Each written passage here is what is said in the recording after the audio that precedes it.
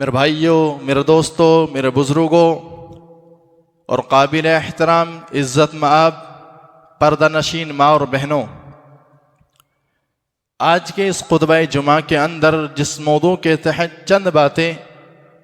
آپ لوگوں کے سامنے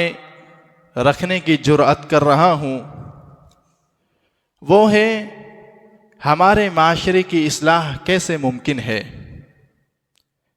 ہمارے معاشرے کے اندر جو خرابیاں، جو رسم و رواج، جو خرافات ایک سنگین جرم کی شکل میں رچ بس گئے ہیں، ان کا خاتمہ کیسے ممکن ہے، اس کے تعلق سے چند باتیں آپ لوگوں کے سامنے آئیں گی۔ اللہ رب العالمین مجھے صرف حق بات قرآن اور حدیث کی روشنی میں کہنے کی توفیق دے، اور اس کے بعد سب سے پہلے مجھے عمل کی توفیق دے، پھر آپ لوگوں کو عمل کی توفیق دے، آمین۔ حضرات، آج ہمارا معاشرہ اس موڑ پر کھڑا ہوا ہے جہاں گناہ پر فخر اور نیکیوں کو کمزور سمجھا جاتا ہے۔ آج ہمارے معاشرے کی حالت اتنی بدترین ہو چکی ہے جہاں بدکاریوں پر، بے حیائیوں پر تالیاں بجتی ہیں اور شرم و حیا پر طنز کیا جاتا ہے۔ آج ہمارے معاشرے کی حالت اتنی بگڑ چکی ہے کہ ہمارے معاشرے کے اندر اذان کی آواز بالکل کمزور ہو چکی ہے، اور میوزک کے شور نے، ڈھول تاشوں کے شور نے انسان کے دلوں کو بہرا کر دیا ہے۔ میرے بھائیوں، ذرا سوچو، ذرا غور کرو، یہ وہی امت محمدیہ ہے جو کبھی پوری کی پوری دنیا کے لیے رہبر ہوا کرتی تھی۔ میرے بھائیوں، یہ وہی امت محمدیہ ہے جو کبھی محبت، پیار، امن و اخوت اور قربانیوں کے نام سے جانی جاتی تھی، لیکن افسوس آج ہم اس امت کے اندر رہتے ہیں۔ آج ہمارا حال ایسا ہے کہ جھوٹ ہمارا ہنر ہے، سود ہمارا کاروبار ہے، بے حیائی، بدکاری آج ہماری زندگی کا حصہ بن چکی ہے۔ میرے بھائیو، اس کی وجہ کیا ہے؟ اس کی وجہ یہ ہے، آج ہم قرآن پڑھتے ہیں، قرآن کی روز تلاوت کرتے ہیں، تقریریں سنتے ہیں، بڑے بڑے پروگرام کراتے ہیں، لیکن اس کے اوپر عمل نہیں کرتے۔ ایک کان سے سنتے ہیں، دوسرے سے نکال دیتے ہیں۔ آج ہم پیارے نبی صلی اللہ علیہ وسلم کا نام اپنی زبان سے لیتے ہیں، آج ہم نبی کے نام پر سڑکوں کو جام کر دیتے ہیں، نبی کی محبت میں گردن کٹانے کا وعدہ ہم کرتے ہیں، لیکن افسوس اسی نبی صلی اللہ علیہ وسلم کی سنتوں سے، اسی نبی صلی اللہ علیہ وسلم کے طریقے سے اتنی نفرت کرتے ہیں کہ ہماری شادیوں میں نبی کی ایک سنت بھی نظر نہیں آتی۔ میرے بھائیوں، آج ہم اپنے آپ کو مسلمان کہلاتے ہیں، مسلمان ہونے کا دعویٰ بھی کرتے ہیں، لیکن اسلام کی خوشبو، اسلام کے احکامات، اسلام کی تعلیمات آج ہمارے کردار میں دور دور تک نظر نہیں آتی۔ میرے بھائیوں، اسی وجہ سے آج ہمارے معاشرے کی حالت ایسی ہو چکی ہے کہ آج ہمارا مسلم معاشرہ تباہ و برباد ہونے کے کنارے پر جا پہنچا ہے۔ آج وہ امت جو کل تک بہترین امت ہوا کرتی تھی، آج ہمارے کالے کرتوتوں کی وجہ سے، آج ہماری خرافاتوں کی وجہ سے، آج ہمارے گناہوں کی وجہ سے، وہ امت محمدیہ جو بہترین ہوا کرتی تھی، آج ہم نے اس امت محمدیہ کے نام کو مٹی میں ملا دیا ہے۔ میرے بھائیوں، سوال یہ ہے کہ ہم اپنے معاشرے کی اصلاح کیسے کر سکتے ہیں؟ ہم اپنے معاشرے سے ان خرابیوں کو کیسے دور کر سکتے ہیں؟ ہم اپنے معاشرے کو تباہ و برباد ہونے سے کیسے بچا سکتے ہیں؟ تو میرے بھائیوں یاد رکھو، اس کے لیے سب سے پہلے ہمیں یہ دیکھنا پڑے گا کہ اس امت محمدیہ کا جو اولین معاشرہ تھا، جو اولین اسلامی معاشرہ تھا، جسے پیارے نبی صلی اللہ علیہ وسلم نے مدینہ منورہ کے اندر تشکیل دیا تھا، کیا اس کی خصوصیات تھی جس کی بنا پر وہ معاشرہ ایک مثالی معاشرہ بن گیا تھا؟ اس کی خصوصیات کو ہمیں دیکھنا ہوگا، تبھی ہمارے معاشرے کی اصلاح ممکن ہے۔ کیونکہ میرے بھائیوں یہ بات کسی سے چھپی نہیں ہے، یہ بات کسی سے مخفی نہیں ہے کہ کسی بھی اسلامی معاشرے کی اصلاح اس وقت تک ممکن ہی نہیں بلکہ ناممکن ہے جب تک کہ پیارے نبی صلی اللہ علیہ وسلم کے تشکیل کردہ اسلامی معاشرے کی خصوصیت کو اپنے سامنے رکھتے ہوئے ہم اپنی اصلاح نہ کر لیں۔ تو میرے بھائیوں میں پیارے نبی صلی اللہ علیہ وسلم کے تشکیل کردہ اسلامی معاشرے کی خصوصیت آپ کے سامنے رکھتا ہوں، ایک ایک کر کے آپ کے سامنے بیان کرتا ہوں، اور ہم اپنے معاشرے کا جائزہ لیتے ہیں اور اپنے معاشرے کو سدھارنے کی کوشش کرتے ہیں۔ میرے بھائیو یاد رکھو، سب سے پہلی خصوصیت سچے دل سے توحید باری تعالیٰ کا اقرار اور شرک کی جتنی صورتیں ہیں، جتنی شکلیں ہیں، ان تمام سے برات کا اعلان۔ یعنی اگر ہم چاہتے ہیں کہ ہمارا معاشرہ یہ بہترین معاشرہ بن جائے، اگر ہم چاہتے ہیں کہ ہمارے اس معاشرے سے تمام تر برائیوں کا، خرافاتوں کا، رسومات کا خاتمہ ہو جائے، تو یاد رکھو میرے بھائیوں، میرے دوستو، اس معاشرے کے اندر بسنے والے سارے کے سارے مسلمانوں کو، چاہے وہ مرد ہوں چاہے وہ عورتیں ہوں، سب کو سچے دل سے، دل کی گہرائیوں سے ایک اللہ رب العالمین کو معبود برحق سمجھنا ہوگا اور یقین کرنا ہوگا، اور شرک کی صورتوں سے ہمیں برات کا اعلان کرنا پڑے گا۔ کیونکہ میرے بھائیو، میرے دوستو،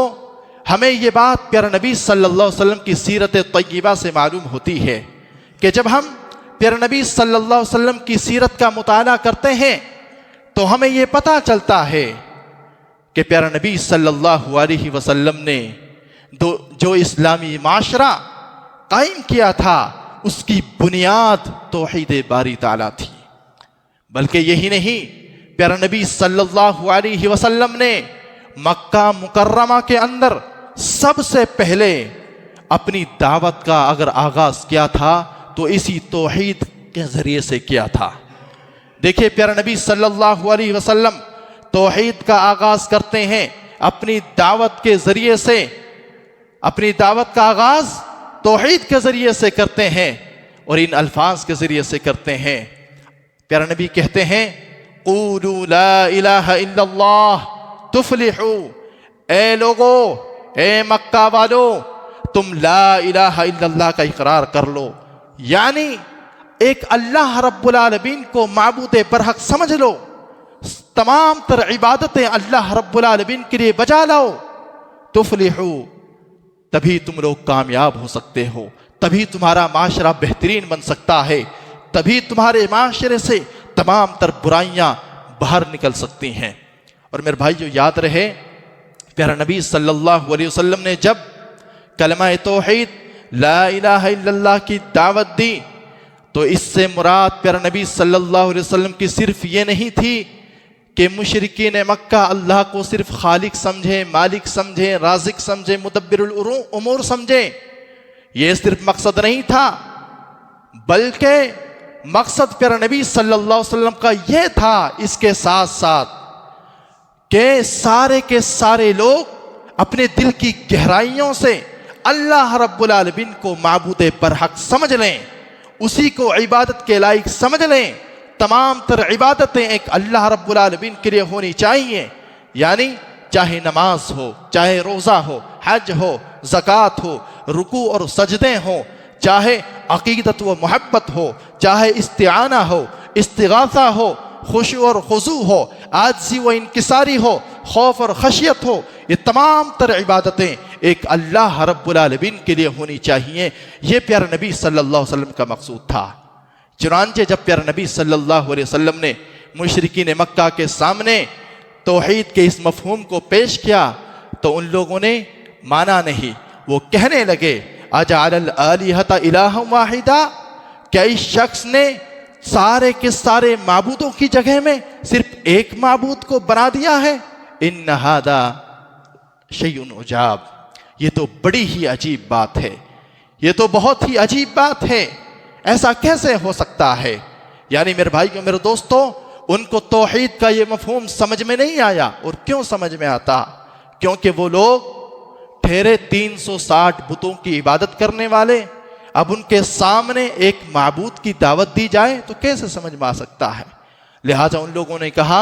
اِنَّا لَتَارِكُ آلِهَتِنَا لِشَاعِرٍ مجنون، کیا ہم اپنے سارے کے سارے معبودوں کو ایک پاگل، ایک دیوانہ، ایک شاعر کی بات پر چھوڑ دیں؟ بالکل میرے بھائیو میرے دوستو، اسی طرح جب ہم اس منبر سے جب ہم توحید کی دعوت دیتے ہیں اپنے بہت سارے مسلمان بھائیوں کو جو قبر پرست ہیں، قبروں پر سجدہ کرتے ہیں، رکوع کرتے ہیں، ان کو حاجت روا سمجھتے ہیں، بالکل اسی طرح سے وہ ہمیں بھی گالی دیتے ہیں، وہ ہمیں بھی گستاخ رسول کہتے ہیں کہ یہ گستاخ رسول ہیں۔ میرے بھائیوں ذرا ہوش کے ناخن لیں، وہ انسان کیسے گستاخ رسول ہو سکتا ہے جو تمہیں صرف ایک اللہ کی طرف بلائے، جو تمہیں ایک اللہ کے سامنے رکوع اور سجدے کرنے کے لیے بلائے؟ وہ کیسے گستاخ رسول ہو سکتا ہے؟ چنانچہ میرے بھائیو میرے دوستو، پیارے نبی صلی اللہ علیہ وسلم نے توحید کے اس پیغام کو مکہ مکرمہ کے اندر روز صبح شام اس کے درس دیتے رہے، یہاں تک کہ مکہ کے جو لوگ تھے ان کے دلوں کے اندر توحید اس قدر بیٹھ چکی تھی کہ وہ اللہ رب العالمین سے ہی ڈرنے لگے، اللہ سے ہی محبت کرنے لگے، وہ اللہ رب العالمین کو ہی حاجت روا سمجھنے لگے۔ یعنی جو کل تک لات اور منات، عزا وغیرہ کی پوجا کیا کرتے تھے، انہیں اپنا حاجت روا سمجھ رہے تھے، لیکن آج وہ اللہ رب العالمین کو سب کچھ اپنا سمجھنے لگ گئے، جس کی وجہ سے میرے بھائیوں ایک ایسا معاشرہ وجود میں آیا جس کی بنیاد توحید پر تھی، اور وہ بہترین معاشرہ تھا، وہ اسلامی معاشرہ تھا۔ پتہ یہ چلا میرے بھائیوں، مدینہ کے اندر جن لوگوں کی وجہ سے سب سے پہلے اسلامی معاشرہ وجود میں آیا وہ توحید کی بنیاد پر آیا تھا۔ لیکن افسوس میرے بھائیوں، آج ہمارے معاشرے کے اندر شرک کی صورتیں اتنی بھیانک انداز میں پھیل رہی ہیں کہ وہ مقامات جہاں پر صرف ایک اللہ کو پکارنا چاہیے تھا، وہ جگہ جہاں پر ایک اللہ سے دعا مانگنی چاہیے تھی، وہ سجدے، وہ رکوع جو صرف اللہ رب العالمین کے لیے ہونے چاہیے تھے، ہم میں سے بہت سارے ایسے لوگ ہیں ان کو غیر اللہ کے لیے کرتے ہیں۔ اور آج لاکھوں کروڑوں لوگ روزانہ درگاہوں پہ، مزاروں پہ اللہ رب العالمین کے سامنے جا کر کے شرک کرتے ہیں۔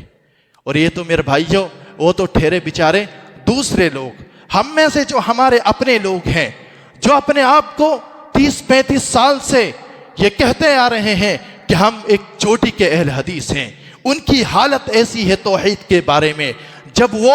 اللہ کے نام کا کوئی جانور ذبح کرتے ہیں، اللہ کے نام کا کوئی بکرا ذبح کرتے ہیں، نام اللہ کا لیتے ہیں، لیکن اس کے ساتھ اتنی رسم و رواج، اتنے خرافات اس کے اندر ملا دیتے ہیں کہ اس کے اندر صرف اللہ کا نام بتتا ہے، لیکن حقیقت تو یہ ہے کہ وہ رسم و رواج کا جانور ہوتا ہے۔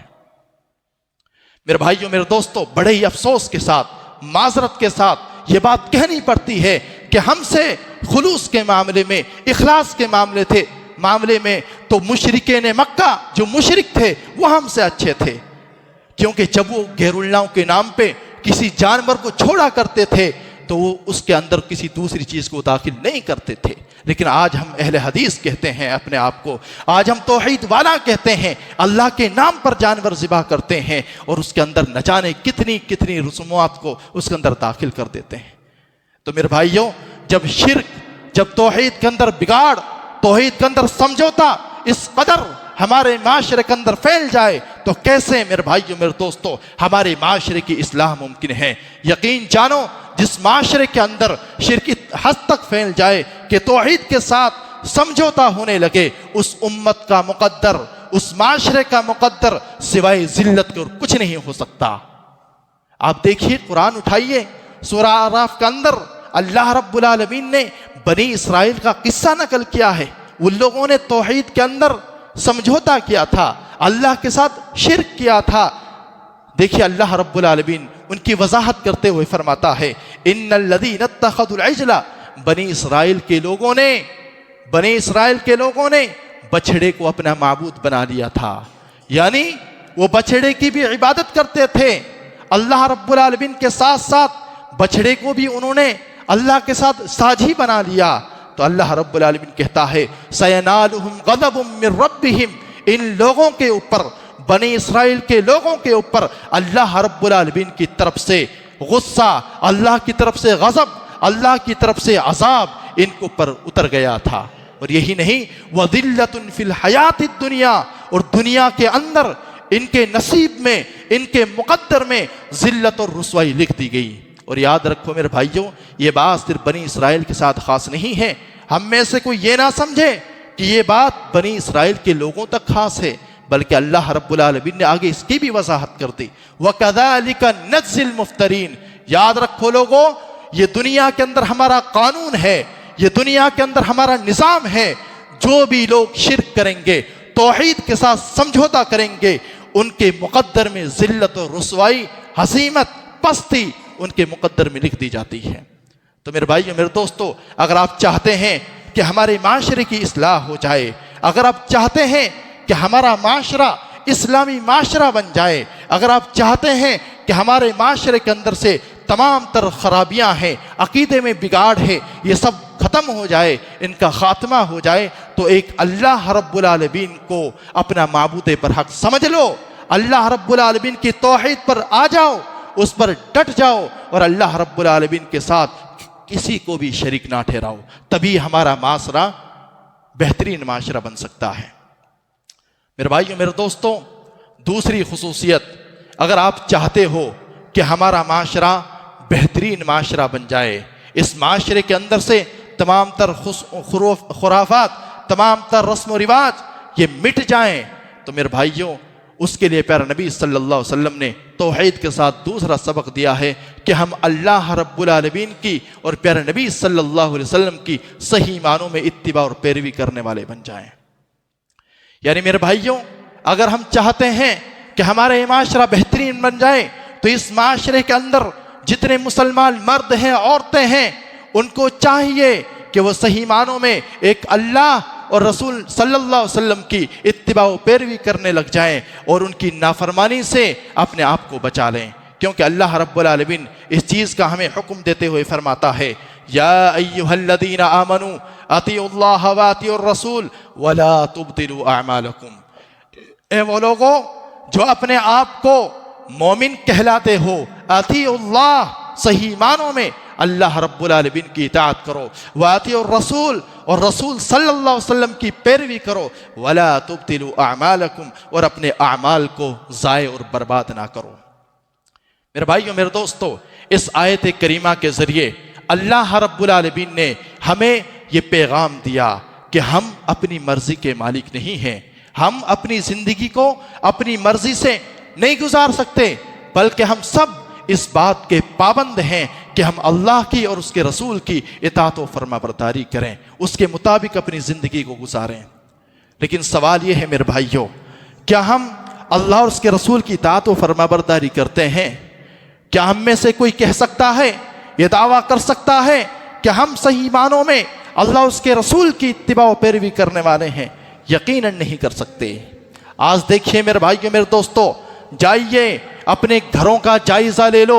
اپنے آپ کا جائزہ لے لو، اپنے خاندان کا ماحول دیکھ لو، اپنے معاشرے کی تباہی دیکھ لو، اپنے کاروبار کو دیکھ لو، کتنا سنت کے مخالف ہے اور کتنا سنت کے مطابق ہے، اور اپنے شادی بیاہ کے فنکشنوں کو دیکھ لو، کتنے سنت کے مطابق ہیں، کتنے سنت کے مخالف ہیں۔ میرے بھائیوں، کبھی آپ نے بیٹھ کر سوچا ہے اللہ رب العالمین کی سب سے بڑی نافرمانی، پیارے نبی صلی اللہ علیہ وسلم کی سب سے زیادہ مخالفت کہاں ہوتی ہے؟ کبھی آپ نے سوچا ہے سب سے زیادہ گناہ، سب سے زیادہ پیارے نبی صلی اللہ علیہ وسلم کی سنتوں کو کہاں پر بھلایا جاتا ہے؟ یاد رکھو میرے بھائیوں میرے دوستو، وہ کوئی دوسری جگہ نہیں ہے، وہ کوئی دوسری جگہ نہیں ہے، بلکہ وہ ہمارے شادی کا میدان ہے۔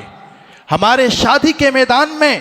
ہم اللہ رب العالمین کی اور اس کے رسول کی اتنی مخالفت کرتے ہیں، بلکہ کہا جائے تو دل کھول کر مخالفت کرتے ہیں۔ آج دیکھیے میرے بھائیوں، وہ شادیاں جہاں پر اللہ کی رحمت نازل ہونی چاہیے تھی، وہ شادیاں جہاں پر اللہ کی برکتیں نازل ہونی چاہیے تھی، آج ہم نے اپنی کرتوتوں کی وجہ سے وہاں پر شیطان کو حاکم بنا دیا ہے۔ وہ شادیاں جہاں سے ذکر و اذکار کی آوازیں آنی چاہیے تھی، افسوس آج ان شادیوں سے، ان گھرانوں سے گانوں کی آوازیں آتی ہیں۔ وہ شادیاں جہاں سے اللہ رب العالمین کا شکر ادا ہونا چاہیے تھا کہ اللہ رب العالمین نے اپنی مہربانی سے شادی کی شکل میں ہمیں ایک بہت ہی عظیم خوشی دی ہے، ہونا تو یہ چاہیے کہ میں اللہ کا شکر ادا کروں، لیکن افسوس کے ساتھ آج ہم نے اپنی شادیوں کو گناہوں کا اڈا بنا دیا ہے۔ میرے بھائیوں میرے دوستوں، دیکھیے جائزہ لیں کہ ہم اپنی شادیوں میں کس قدر اللہ اور اس کے رسول کی نافرمانی کرتے ہیں، کس قدر ہم مخالفت کرتے ہیں۔ سب سے پہلے آپ دیکھیے فضول خرچی ہم کتنا کرتے ہیں۔ لاکھوں میں بات نہیں ہے، آج کل کروڑوں میں بات ہے، کروڑوں بہاتے ہیں، کروڑوں روپے ضائع کاموں میں برباد کر دیتے ہیں۔ یاد رکھو میرے بھائیوں میرے دوستو، جو انسان فضول خرچی کرتا ہے، ایسا انسان صحیح معنوں میں مومن اور مسلمان نہیں ہو سکتا، کیونکہ قرآن یہ کہتا ہے ان المبذرین کانوا اخوان الشیاطین، جو لوگ بیجا پیسوں کو بہاتے ہیں، اپنے مال کو ضائع کرتے ہیں خرافات میں، ایسے لوگ شیطان کے بھائی ہیں، شیطان کے بھائی، یہ مسلمان نہیں ہو سکتے صحیح معنوں میں۔ اور اسی طرح آج ہماری شادیوں میں ایسی ایسی رسم و رسومات، ایسے ایسے خرافات ہم کرتے ہیں جن سے واضح طور پر اللہ اور اس کے رسول کی مخالفت ہوتی ہے۔ آج دیکھیے میرے بھائیوں میرے دوستو، ناچ گانے، ڈی جے اور ہماری ماں اور بہنوں کا ننگا ناچ شادی سے 10 دن پہلے سے ہی پوری رات چلتا ہے۔ اور اسی طرح یہی نہیں بلکہ رسموں کی حد یہاں تک ہو گئی کہ مہندی کے نام سے، ہلدی کے نام سے، مائرے کے نام سے، بارات کے سسٹم کے تعلق سے اتنی رسم و رسومات ہم نے کر دی ہیں کہ انسان جو صحیح معنوں میں مسلمان ہے دیکھ کر کے پانی پانی ہو جائے شرم کے مارے کہ یہ لوگ صحیح معنوں میں مسلمان ہیں یا نہیں ہیں۔ میرے بھائیوں میرے دوستو، اسی لیے اللہ رب العالمین نے فرمایا وَمَن يَعْصِ اللَّهَ، جو انسان اللہ رب العالمین کی نافرمانی کرتا ہے، اس کے رسول کی نافرمانی کرتا ہے، فَقَدْ ضَلَّ ضَلَالًا مُبِينًا، یہی وہ لوگ ہیں جو کھلی ہوئی گمراہی میں ہیں۔ آج میرے بھائیوں میرے دوستوں، ہماری یہ شادیاں اسی گمراہی کی زندہ مثال بن چکی ہیں۔ میرے بھائیوں میرے دوستوں، اگر وقت ملے تنہائی میں جا کر کے سوچیں،